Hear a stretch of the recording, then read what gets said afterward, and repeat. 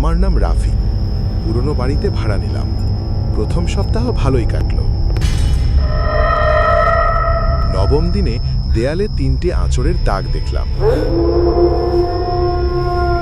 পরদিন দাগ সরে গেছে খাটের দিকে।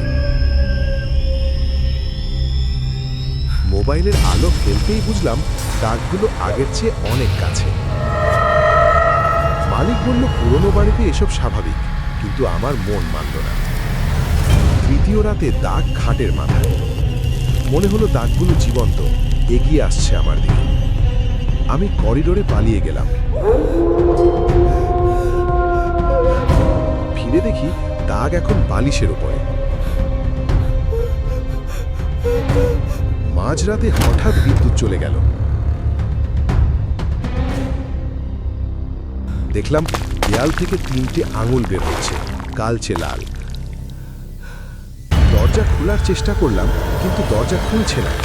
দেয়াল খুলে উঠছে। বিদ্যুৎ ফিরল।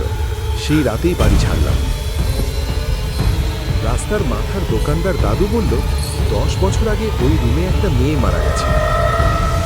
3 মাস হলো, নতুন জায়গায় আছি। আজ সকালে নতুন দাগ দেখলাম। দাগগুলো আবার ফিরে এসেছে আমাকে খুঁজে। আমি জানি একদিন ওগুলো আমার কাছে পৌঁছাবেই।